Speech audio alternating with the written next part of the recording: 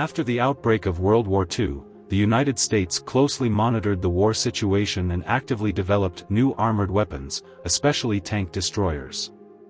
The T-40 was a tank destroyer developed by the United States after the official declaration of war, originally intended to be mass deployed on the battlefield, but ultimately only became a passing visitor.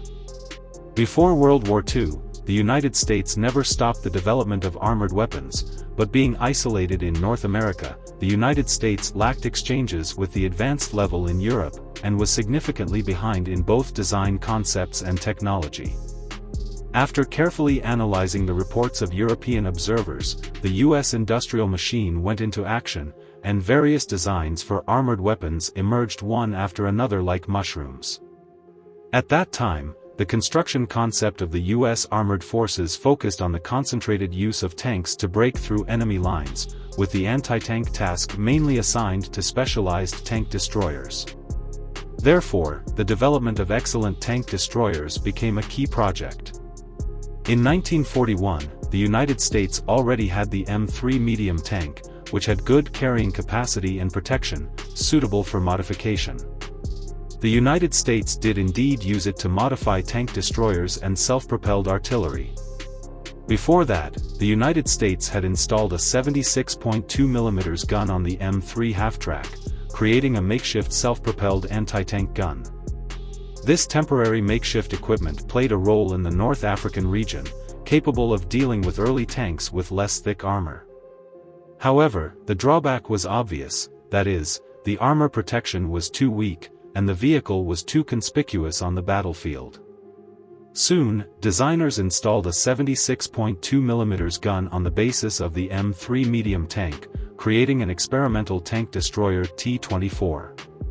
However, the military still considered that its size was too large and had no advantage over the half-track self-propelled anti-tank gun.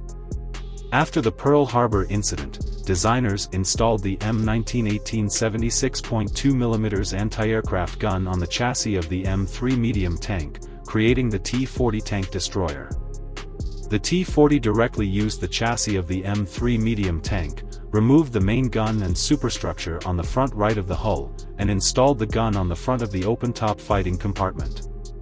The height of the entire vehicle was reduced, and the fighting compartment was surrounded by high armor protection, also equipped with a small number of periscopes, allowing the crew to observe the outside without sticking their heads out.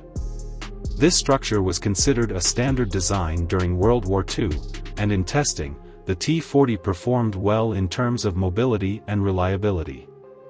Although its main gun model was a bit outdated, it was still sufficient to deal with most tank models that appeared on the battlefield in 1941. Although the T-40 project progressed smoothly, there were problems in production. The reason was that there were too few M1918 anti-aircraft guns in stock, only a total of 27, and if mass production of the T-40 was to be carried out, it would be necessary to restore the production line of the M1918 anti-aircraft gun.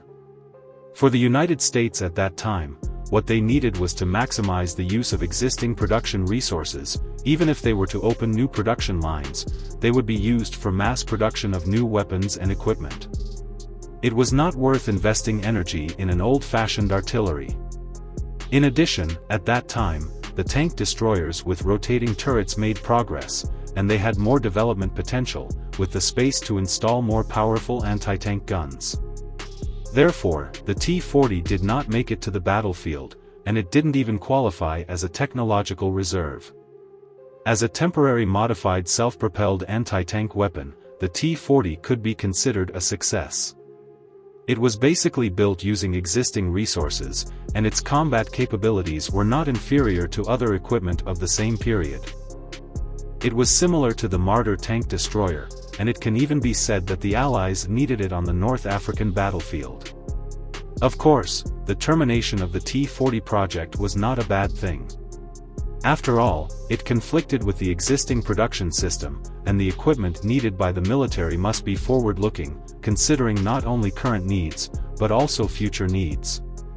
In terms of functional upgrades, the T-40 was not as good as other models, and its termination could make room for the survival of other models.